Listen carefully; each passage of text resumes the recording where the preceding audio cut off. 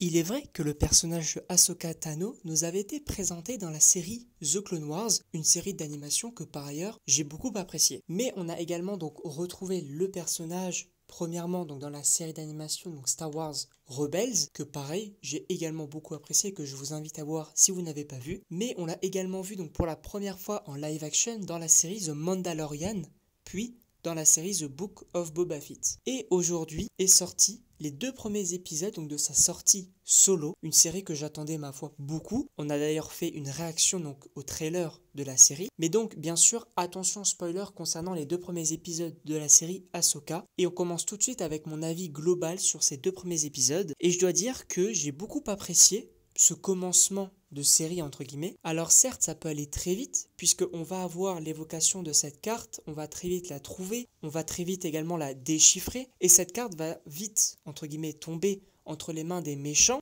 en tout cas des partisans de l'Empire, qui vont par la suite la déchiffrer. Et tout cela se passe en 2 épisodes. Donc certes ça peut aller un peu vite, mais moi je trouve que ce n'est pas pour nous déplaire et moi j'ai plutôt bien apprécié. Mais donc voilà, les 2 premiers épisodes, en un mot, c'est très cool pour moi. Ensuite, concernant le personnage donc d'Ahsoka, on voit vraiment qu'elle a gagné entre guillemets en sagesse depuis donc sa première apparition dans The Clone Wars, et on avait déjà vu donc cette forme de sagesse quand elle est apparue notamment donc dans la série d'animation Rebels, mais également donc en live action dans la série The Mandalorian, où on la voyait vraiment en tant que renégat Jedi, en tant que maître Jedi, avec un puissant lien avec la force. Et en parlant de force, mais cette fois-ci de force physique entre guillemets, les combats et notamment avec Ahsoka sont très cool selon moi. On va retrouver voilà ces 2 sabres iconiques et voilà j'ai plutôt apprécié voilà les combats qu'elle pouvait mener, notamment le combat contre l'Inquisiteur que j'ai trouvé très cool à la fin de l'épisode 2. Mais concernant donc le personnage de Ahsoka Tano, je dois dire qu'elle est toujours aussi attachante et cool à suivre. Ensuite, certes, on va retrouver des personnages phares de Rebels comme Mera ou encore Chopper, qui cette fois-ci apparaissent donc en live action, ce qui est très cool.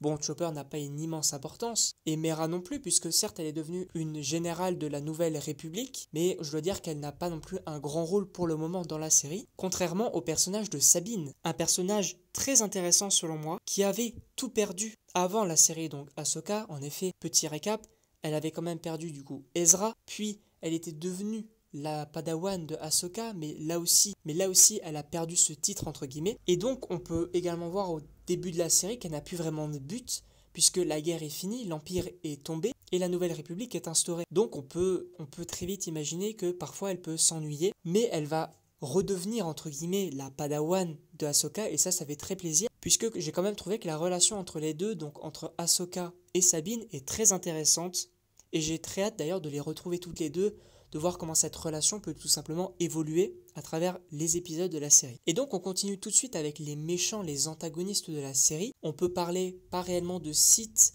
mais plutôt de partisans de l'Empire, puisque pour rappel, on a cette prisonnière donc qui est la chef entre guillemets donc de ces partisans, qui est une descendante des Sœurs de la Nuit, ce qui est très intéressant. On a également donc le maître Jedi, devenu donc pareil partisan de l'Empire avec sa padawan, et on a également ce qui semble être un inquisiteur. Et je dois dire que la chef descendante des sorcières de la nuit, ce personnage-là je le trouve pas vraiment très intéressant pour le moment. Je dois dire qu'elle est pas très charismatique, contrairement aux 3 autres, donc les 3 sous-chefs entre guillemets, qui pour moi sont assez charismatiques, assez puissants même au niveau des combats etc. J'ai trouvé que c'était assez cool. Et donc pour terminer cette critique des 2 premiers épisodes de la série Ahsoka, je voulais juste évoquer 2 références que j'ai trouvées. Alors je ne suis pas le plus calé dans le lore de Star Wars, voilà, je n'ai vu que les films et les séries, donc je suis un humble spectateur à mon échelle, et donc voilà, j'aime juste parler de cet univers qui me passionne moi. Mais donc la première référence, bien sûr, c'est à l'épisode 1, au tout début, au générique, puisque oui, ce générique fait, à mon sens, totalement référence au traditionnel générique Star Wars qu'on pouvait avoir dans les films. Mais cette fois-ci, petite particularité, le texte est en rouge et il n'y a pas la musique iconique. Je crois qu'il y a une petite musique derrière qui est assez sombre, et moi ça m'a beaucoup plu. Et donc pour la deuxième référence, donc oui, au début de l'épisode 1, quand on voit cet antagoniste, cet ancien Jedi, partisan de l'Empire, qui combat les forces armées de la Nouvelle République, cela fait totalement référence donc à Rogue One, au moment, vous savez, où Darth Vader va attaquer pareil l'Alliance Rebelle dans un vaisseau. On va retrouver voilà l'antagoniste qui ressemble à Darth Vader au niveau donc du sabre laser rouge iconique bien sûr, au niveau de sa tenue qui est très sombre, au niveau des décors qui sont très blancs, et même au niveau des soldats qui sont semblables aux soldats donc on pouvait voir dans Rogue One, ou plutôt à la fin de Rogue One. En tout cas, je sais pas ce que vous en pensez. Moi personnellement, les 2 premiers épisodes m'ont assez convaincu. Je suis assez confiant pour le reste de la série, je passe vraiment un bon moment, mais n'hésitez pas à me dire en commentaire ce que vous en pensez. Et donc moi il ne me reste plus qu'à vous dire à la prochaine pour une prochaine vidéo.